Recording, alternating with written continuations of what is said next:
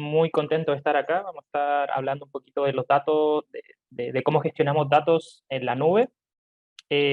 Importante que cualquier pregunta que tengan la vayan escribiendo por el chat y nada, ahí vamos respondiendo y vamos avanzando. Ahora les voy a compartir una presentación. Buenos días, como decía Paulina, mi nombre es Mauricio Gamboa. Yo soy ingeniero en informática y también estoy trabajando eh, como gerente en el área de Data Analytics en la empresa EY. Ahí, bueno, nos encargamos de eh, desarrollar proyectos principalmente en la nube y mi especialidad es en la gestión, la administración, procesamiento, ingesta de datos de diferentes fuentes.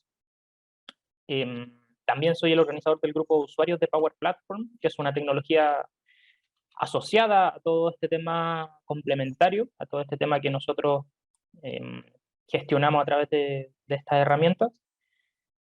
También, bueno, tengo algunas certificaciones y tengo un reconocimiento como Microsoft MVP en la categoría de Business Application. Business Applications son principalmente estas de Power Platform que les mencionaba.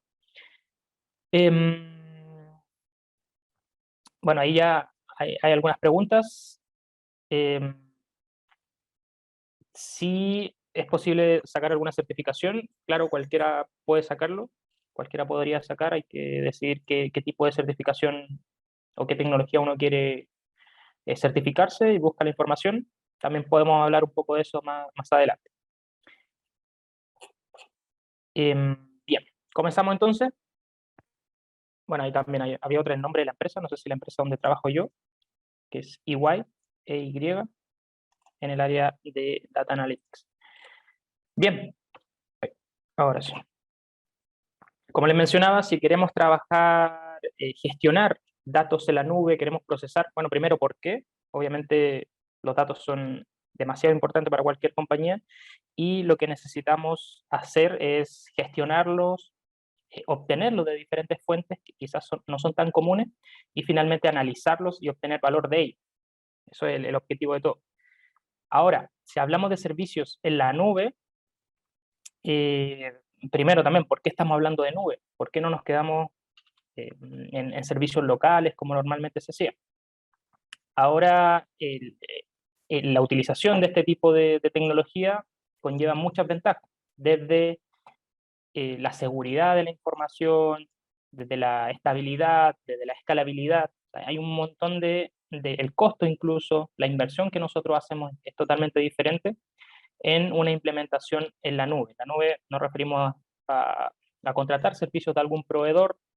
En este caso estamos hablando de Azure, de Microsoft, pero existen otros como Google, el GCP, la nube de Google, o de Amazon también, pero todas funcionan más o menos de la misma forma. Existen diferentes servicios clasificados básicamente en estas categorías, partiendo desde la infraestructura como servicio, plataforma como servicio y finalmente software como servicio.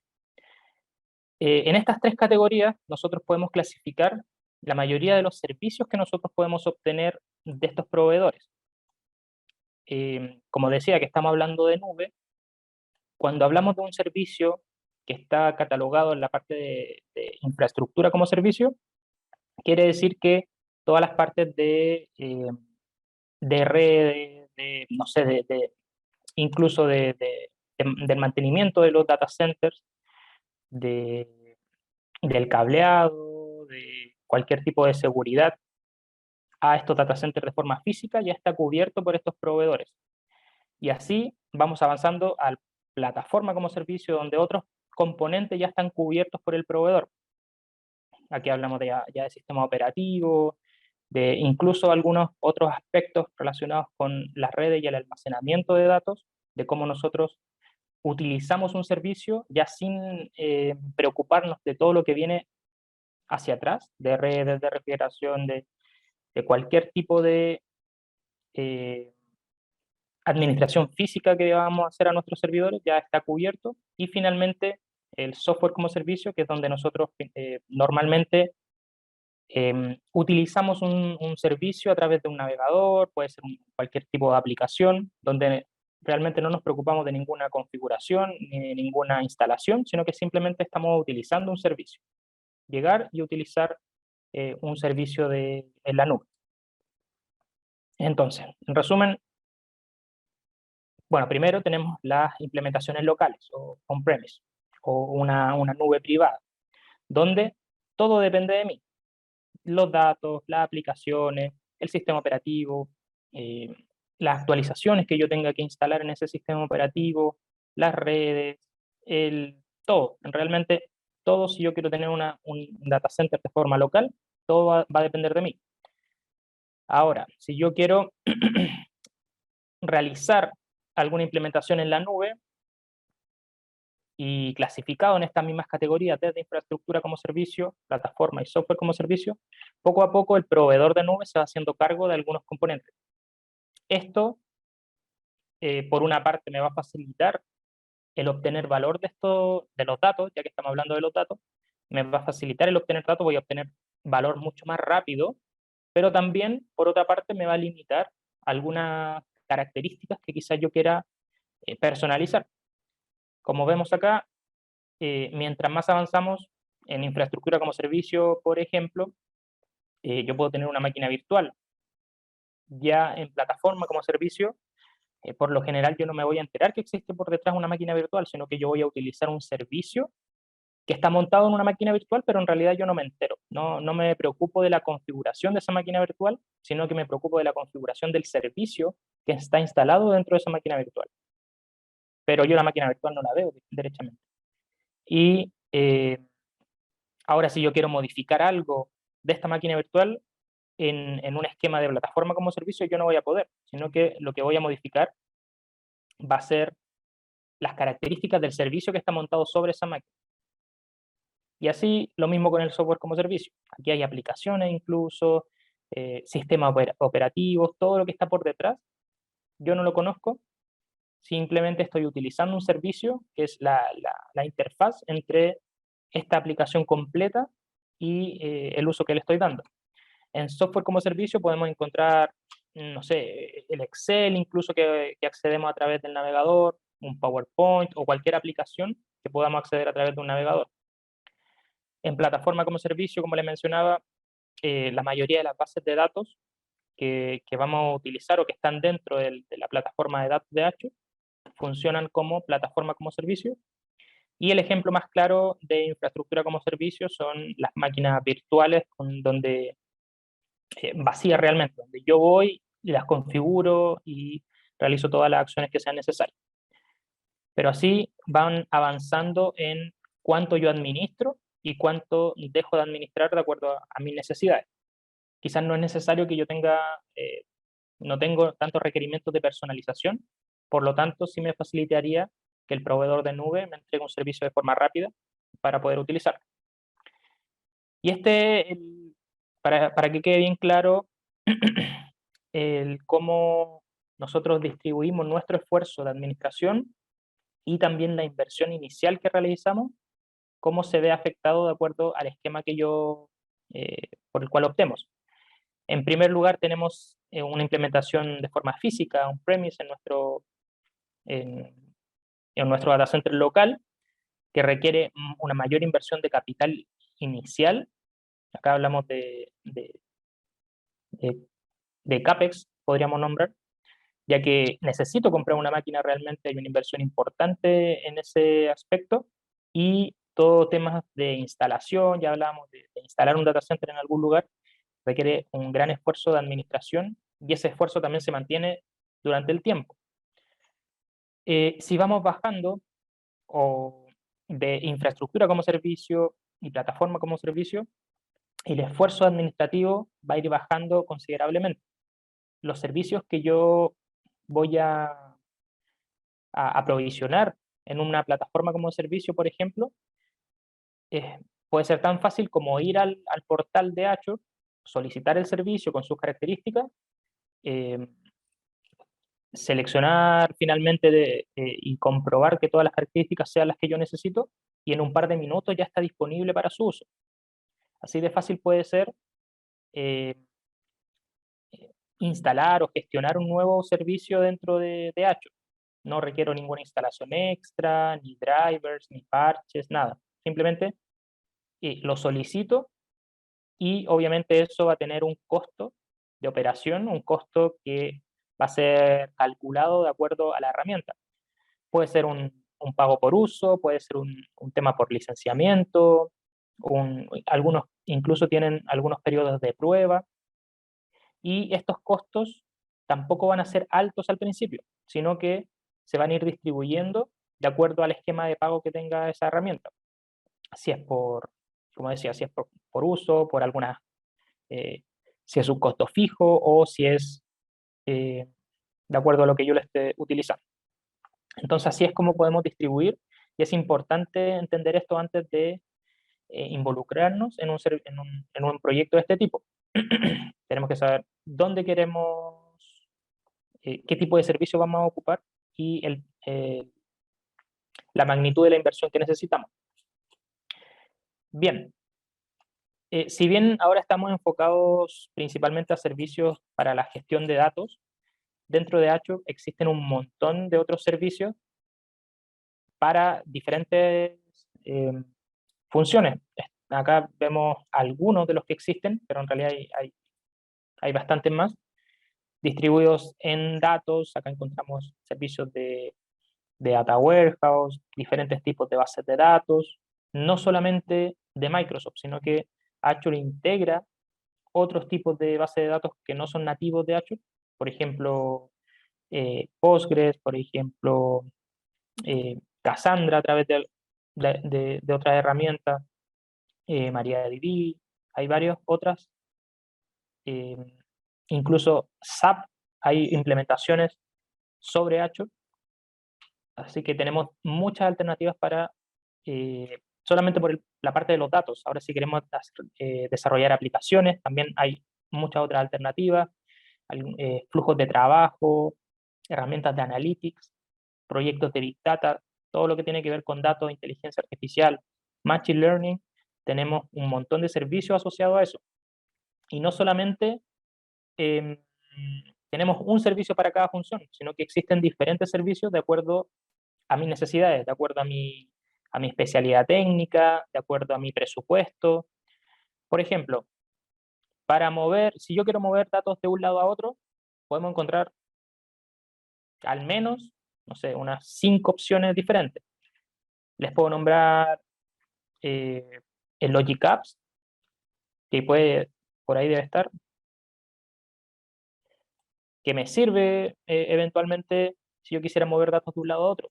Data Factory también me serviría. Power Automate creo que no está por acá, pero también me serviría.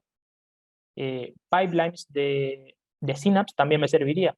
O sea, tenemos muchas alternativas y va a depender como les decía, de nuestro conocimiento, del esquema de pago que tenga cada herramienta, si es que ya la cuento con esa, va a depender de todos esos aspectos, y por eso necesitamos que una persona que conozca de todos estos servicios, probablemente un arquitecto, nos vaya guiando en el uso de esta herramienta y saber cuál es la que se aplica mejor para mi caso de uso.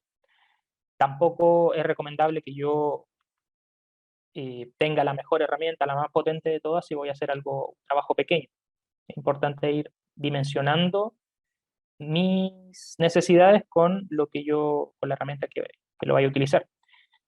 También hay otra herramienta que es el HD Insight, que me permite dentro de ella gestionar herramientas open source para proyectos de Big Data normalmente.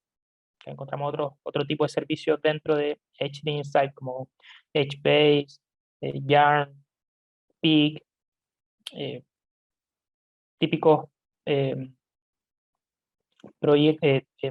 típicas herramientas para la gestión de datos open source en Azure.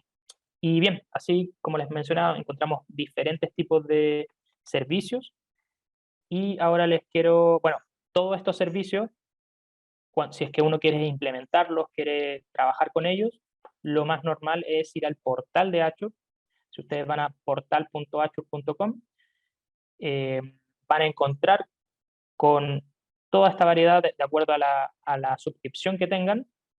Puede ser una cuenta gratuita, puede ser una cuenta de pago por uso o una cuenta de estudiante.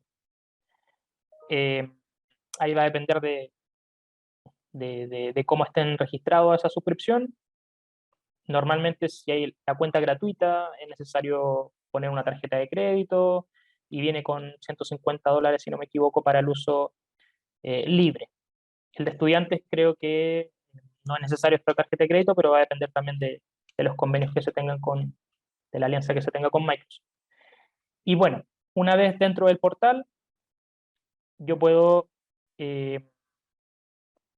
buscar todos estos servicios, puedo ver sus características, puedo aprovisionarlo y puedo trabajar con ellos. Y más adelante les voy a mostrar el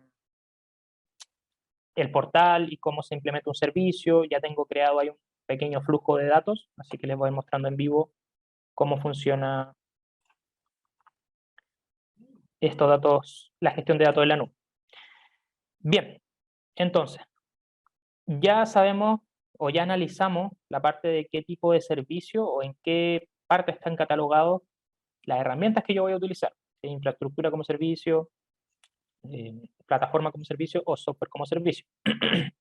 Otra cosa importante que debemos saber es qué tipo de datos es el que vamos a gestionar. Lo más típico, lo más fácil de analizar sería un dato estructurado. Cuando hablamos de dato estructurado es cuando hablamos de filas y columnas, donde normalmente pensamos en una tabla, si es que conocen, si es que una tabla de datos que tiene, o una, no sé, lo normal podría ser una tabla de empleados, donde yo voy a almacenar los datos de todos mis empleados. Esta tabla tiene diferentes características. Un empleado puede tener un root, puede tener un nombre, un cargo, un sueldo. Todas esas características pueden ser columnas. Y las filas van a ser los empleados realmente. El dato del root, el nombre, el cargo y así. Así se va formando una tabla con filas y columnas. Como les decía, es lo más fácil de analizar porque ya tiene un tipo de dato. El root va a ser un texto, el nombre va a ser un texto, eh, su cargo quizás va a ser un código, va a ser un número, su sueldo va a ser un número, una fecha de ingreso va a ser tipo fecha. Por lo tanto, todas estas columnas van a tener un tipo de dato determinado, un largo determinado, y eso me va a facilitar enormemente su análisis. Fácilmente voy a poder saber cuántos empleados existen, cuántos tienen más de cierto, cuántos ganan más de cierto rango, por ejemplo.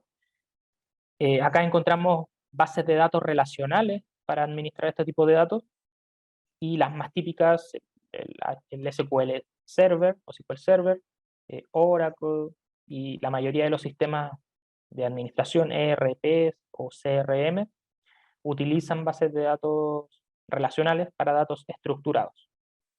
En resumen, filas y columnas para este tipo de datos.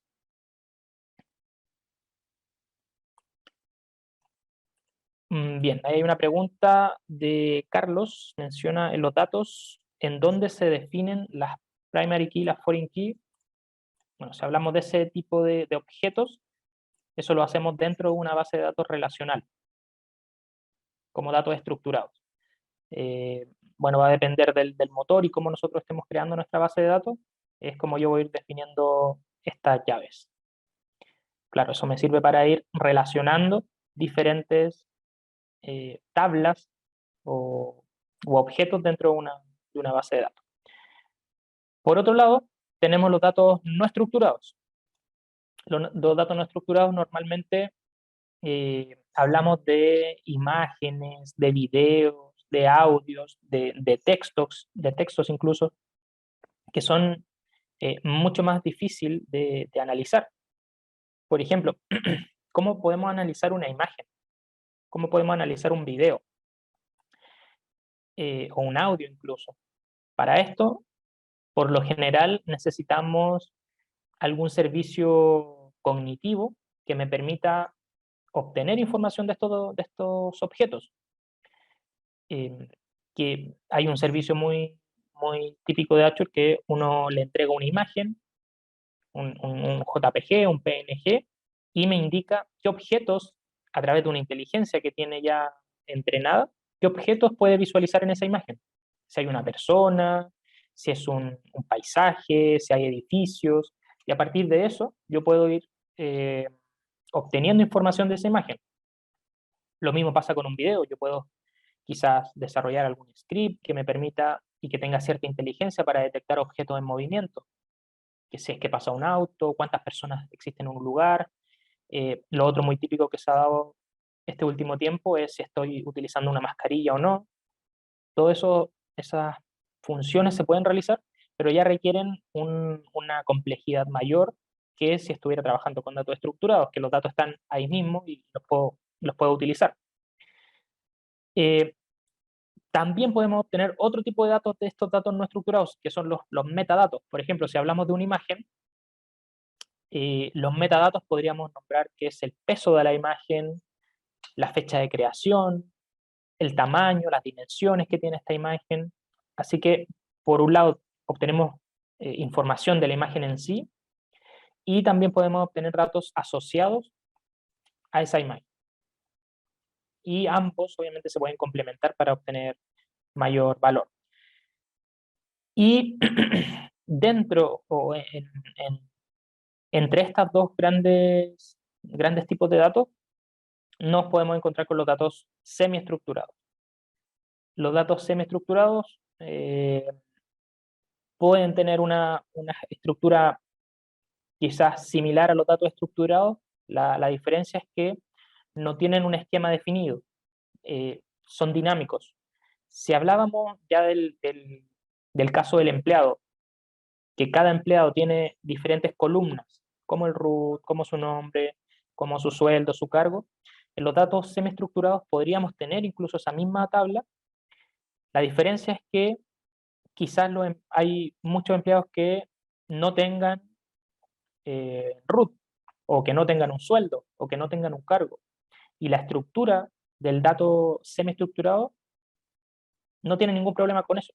Puede convivir con eso y analizar de igual forma estos datos.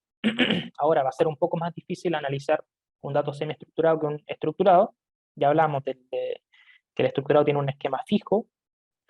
Si queremos analizar datos semiestructurados, tenemos que entender y considerar que estos datos pueden ir variando su estructura, más allá de los datos, sino que la estructura de los datos, el esquema, la cantidad de columnas por fila, no va a ser la misma para cada una de ellas. Dentro de los datos semiestructurados, nos encontramos bueno, con bases de datos no relacionales o no SQL o no SQL, y existen diferentes tipos de bases de datos de acuerdo al uso que yo le vaya entregando.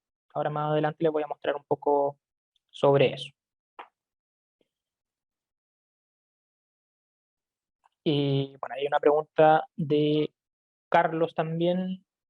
¿Cómo se puede disminuir consideraciones de latencia, dado la localización de los data centers, donde están alojados la información, entre otros? ¿Cómo disminuir la latencia? Bueno, la verdad hay que... va a depender también del tipo de herramienta, va a depender de,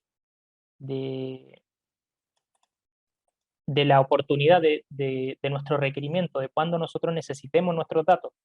Para eso existen, como ya hemos visto, diferentes tipos de servicios, y esos tipos de servicios también tienen ciertas configuraciones que me permiten disminuir en algunos casos la latencia, tener más capacidad de cómputo quizá, si hablamos de una aplicación que me entregue datos.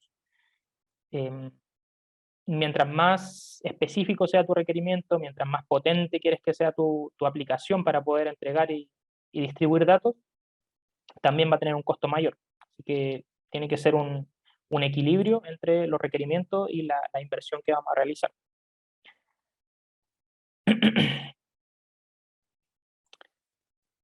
Otra pregunta es si es que se puede utilizar Azure para conectar varias máquinas virtuales para distribuir datos Hadoop.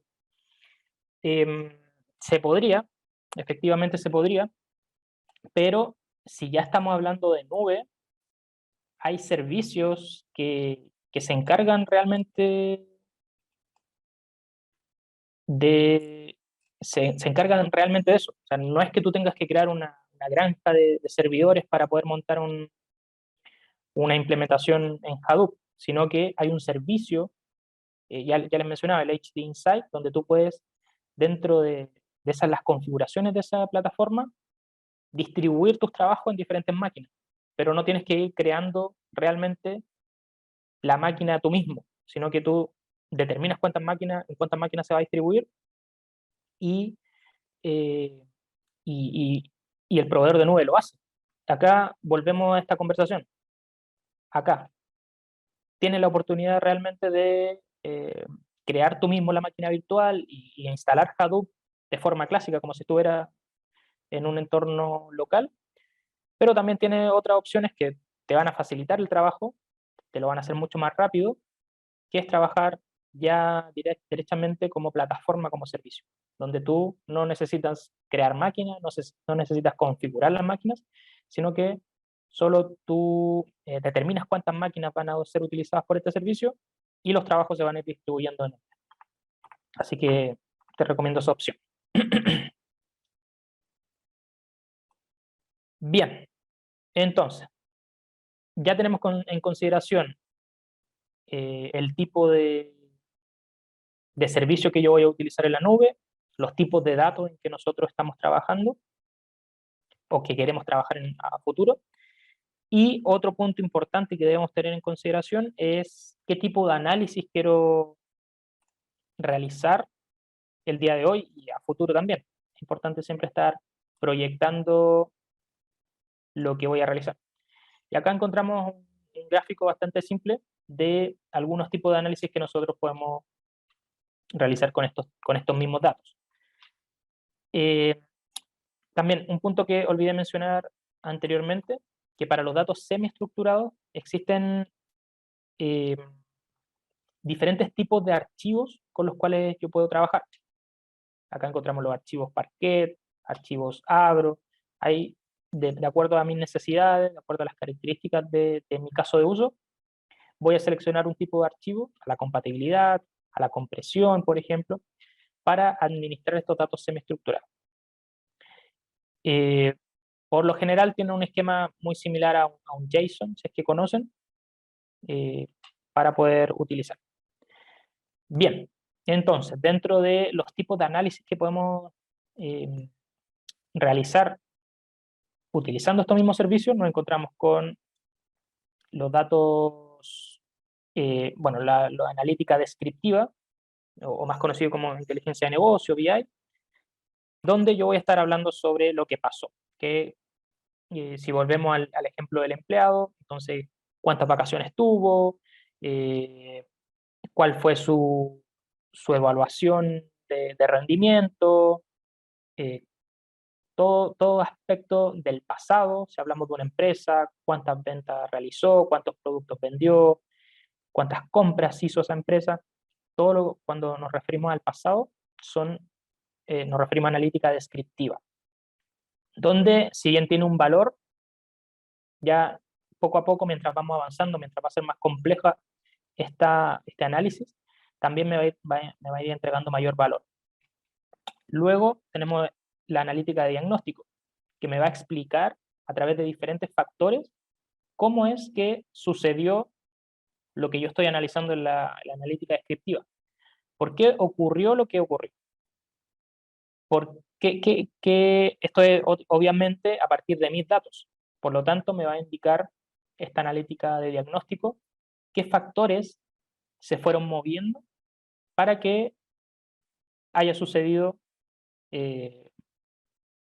no sé, las ventas que tuvimos, quizás tuvimos un alza de ventas o una baja en ventas, y este tipo de análisis me va a indicar por qué ocurrió o qué factores se fueron moviendo para llegar a ese resultado. Luego, algo bastante típico, la analítica predictiva, donde yo voy a predecir algún valor, alguna característica, algún factor que hacia el futuro. Acá ya empezamos a hablar del futuro, qué es lo que va a suceder. Obviamente, como muestra el gráfico, cada vez va a ser más complejo llegar a este tipo de análisis, pero el valor va a ser mayor. Y finalmente, la analítica prescriptiva, que me va a indicar eh, muy similar a lo de diagnóstico, pero mirando hacia el futuro. ¿Qué es lo que yo tengo que mover de mis datos para poder llegar al resultado que estoy prediciendo en el punto anterior?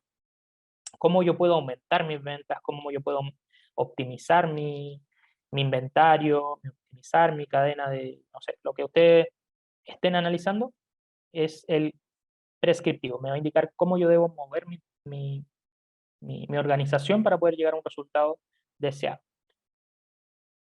Hay otra pregunta, ¿esto se podría tomar como los KPI? Sí, bueno, el KPI eh, podría utilizar, claro, una analítica predictiva para poder desarrollar algún KPI, algún indicador que me muestre si estoy cumpliendo con mi objetivo o no. Pero bien, esos son los aspectos que debemos tener en cuenta: el tipo de servicio, el tipo de datos y el tipo de análisis que queremos realizar. Bien, entonces, una vez teniendo claro eso, ya nos podemos ir al seleccionar la base de datos, y no solo base de datos, sino que también un sistema de administración de datos, si es que hablamos de datos no estructurados o semiestructurados. No solamente la palabra base de datos, eso es importante. Por ejemplo, un data lake, un lago de datos, no es una base de datos, pero sí es un sistema que me permite almacenar diferentes tipos de datos, en realidad casi cualquier tipo de datos. Bien, si hablamos de datos relacionales, ya les mencionaba de filas y columnas, tenemos la base de datos relacionales, donde tenemos eh,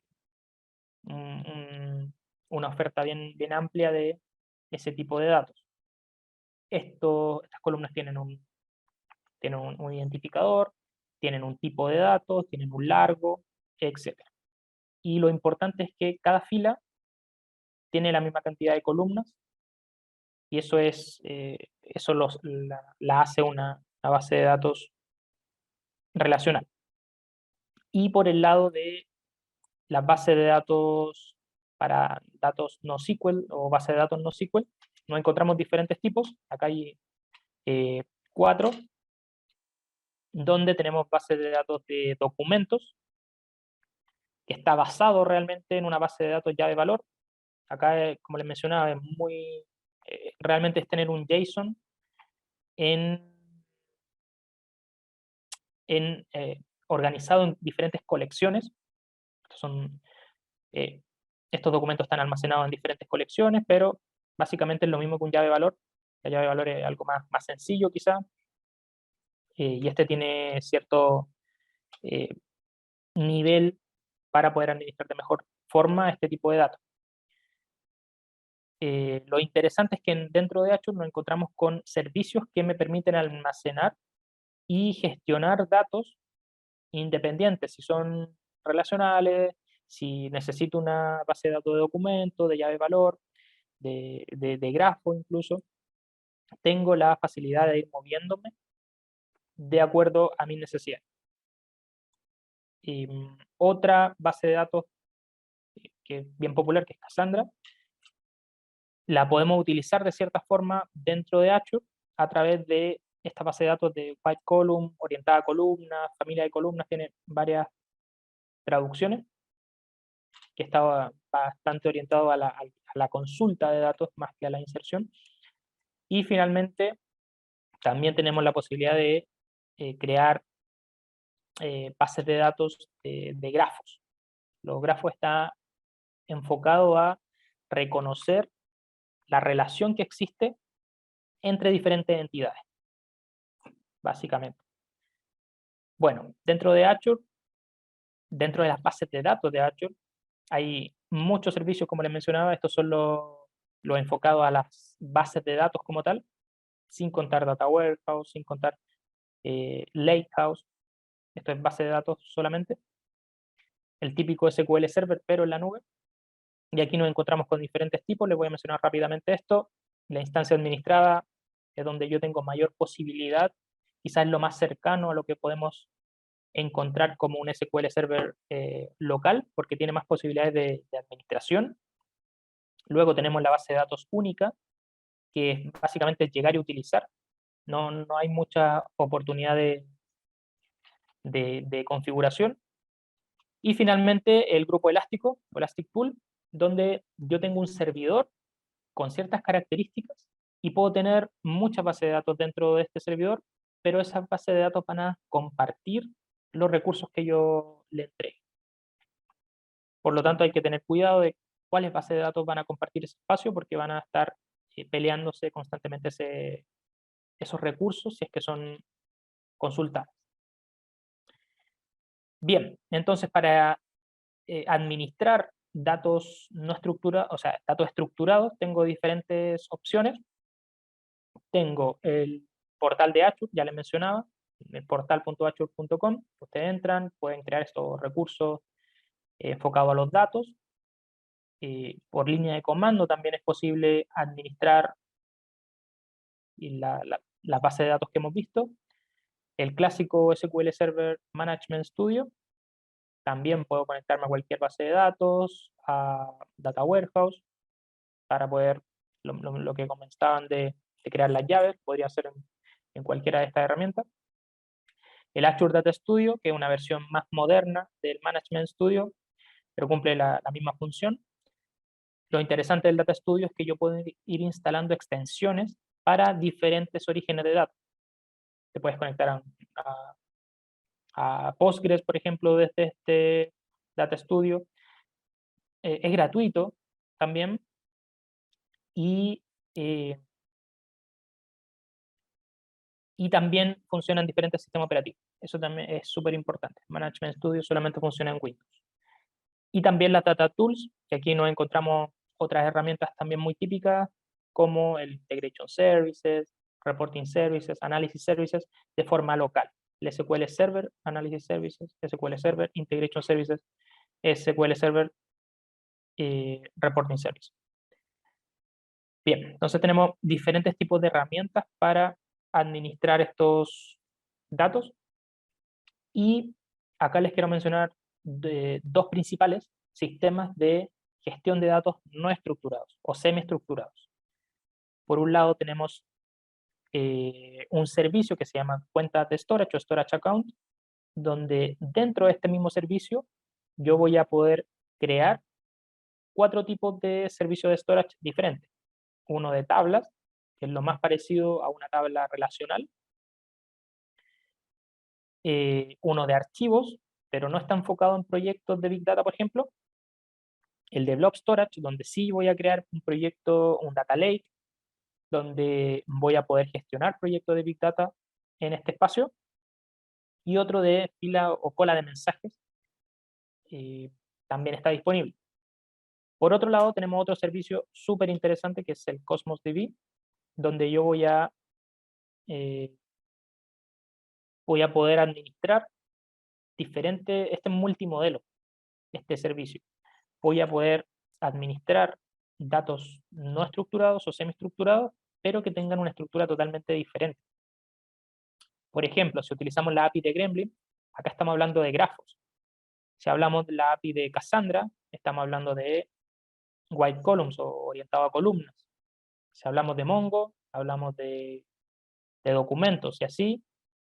La más interesante o quizás la más popular es la de SQL o el SQL, ya que me permite administrar datos semiestructurados en un formato, como ya les mencionaba, como tipo JSON, pero con consultas prácticamente con Transact SQL, el típico lenguaje SQL, como si estuviera en una máquina, perdón, como si estuviera en una base de datos relacional, pero trabajando con datos semiestructurados. Por lo tanto, eso me facilita enormemente cualquier consulta que yo realice, cualquier análisis, incluso llevándolo a una herramienta de visualización, cualquier consulta o query que yo realice me va a ser mucho más sencillo obtener estos datos y eh, analizarlos finalmente.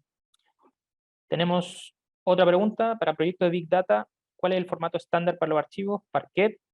¿Es necesario trabajar con datos no estructurados para ser considerado Big Data? Súper buena pregunta. El estándar de verdad va a depender del caso de uso.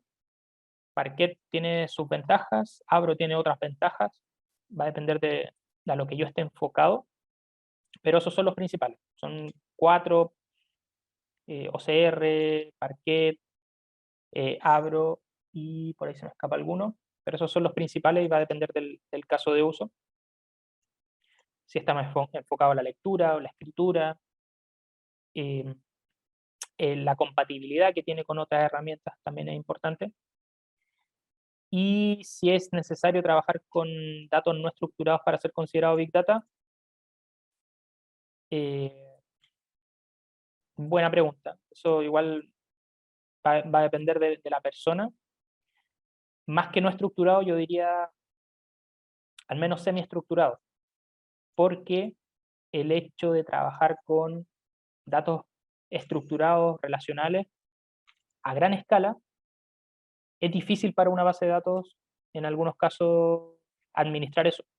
Por eso nos vamos a los archivos que no tienen formato, que no tienen un tipo de dato, que no tienen, por lo general, un largo, sino que son archivos planos que tienen cierta estructura, cierta capacidad de compresión, pero aunque yo esté trabajando con datos estructurados, al llevarlo a un archivo ya se pierde esa estructura y hace que eh, la obtención de estos datos, la ingesta y el procesamiento sea más rápido. Así que, por lo tanto, al menos yo diría con datos semiestructurados para considerarlo Big Data.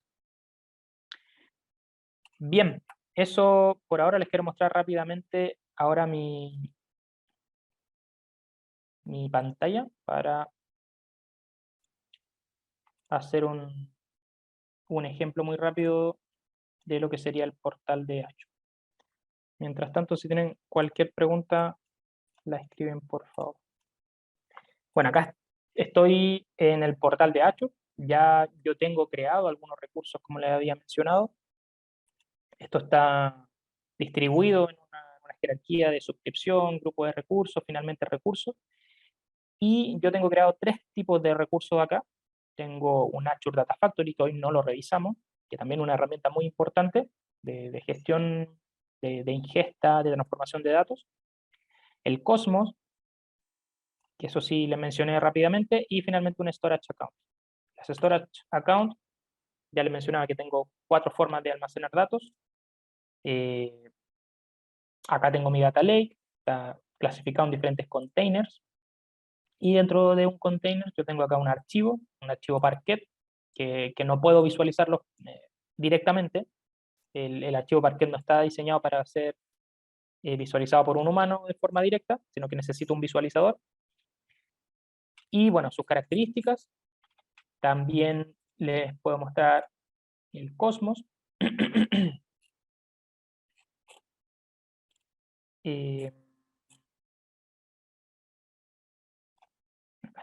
Voy a explorar los datos del Cosmos. También me podría conectar con alguna herramienta de administración para hacer consultas. Acá hay una consulta por defecto donde me está mostrando el listado completo de objetos que yo tengo en esta base de datos que es de documentos. Y como podemos ver acá, este es el objeto que yo me refería cuando hablaba de algo similar a un JSON, una estructura como un JSON, de llave-valor, que tengo mi llave, tengo mi valor, que puede tener una jerarquía que no está definida, que es dinámica, no tiene esquema, e incluso acá puedo manejar diferentes tipos de datos. Eso, por ejemplo, es un número, no tiene comillas, eso es un texto, donde está entre comillas, y así podemos trabajar con un esquema flexible, más fácil, más rápido de gestionar, y que se adapta a las necesidades que tenga el origen de datos en realidad. Y acá yo puedo realizar diferentes consultas, como les decía, con un lenguaje Transact, Transact SQL prácticamente, tiene algunas limitaciones, pero es básicamente el SQL clásico. Y acá me está desplegando el listado completo de los ítems que yo tengo dentro de esta base de datos. Bien. Y por último, bueno, ya les mencionaba esta herramienta que no alcanzamos a revisar hoy. Lo otro que le iba a mencionar que en el diplomado que va a comenzar, bueno, ahí Paulina me va a ayudar, si no me equivoco, comienza en septiembre, agosto, Comienza, te digo al tiro, el 3 de agosto. el 3 de agosto. Perfecto. Vamos a, bueno, hay diferentes cursos y uno de estos cursos, que es el curso 3, donde yo voy a participar, ahí sí vamos a entrar en detalle en todas las herramientas que tenemos disponibles en Azure para la gestión de datos. Ahí está, Paulina compartió el diplomado.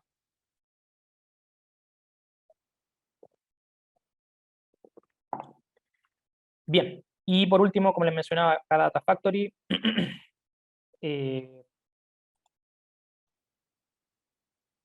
lo que hice básicamente fue obtener datos de una fuente externa,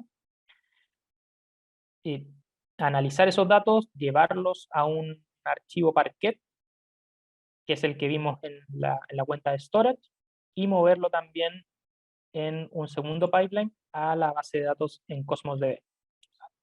Tomé los datos de una base de datos de documentos, lo moví a otra base de datos de documentos, y además lo moví a una base de datos, a un storage, no a una base de datos, al data lake, en un formato Parquet. Eso lo hice en estos dos pipelines de manera muy sencilla, conectándome al origen y, eh, y el destino de acuerdo al formato que yo necesito. Podría tener otras transformaciones, pero ahora, a modo de ejemplo, lo que tengo acá es mover datos simplemente de un lado a otro. Bien, creo que con eso estamos.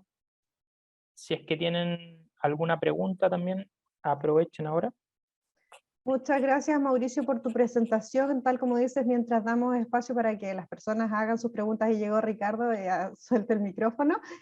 Como comentabas, dejé el enlace del diplomado para que lo puedan revisar, también los datos de nuestros ejecutivos de admisión. Hay un equipo compuesto por distintos ejecutivos que están ahí atentos a resolver todas sus consultas y asesorarlos. Y también hay 30% de descuento como es primera versión, y les pido que puedan consultar a ellos por las facilidades de pago. Así que los invito a conocer este nuevo diplomado donde Mauricio es profesor de este programa. Ahí, Mauricio, una pregunta de Ricardo para que las puedas ir contestando. ¿Tendremos acceso a licencia educativa de Nature? Sí. La idea es que sea lo más práctico posible, así que si va a existir un... aún no tengo claro el detalle de eso, pero sí van a tener acceso para poder hacer alguna demo.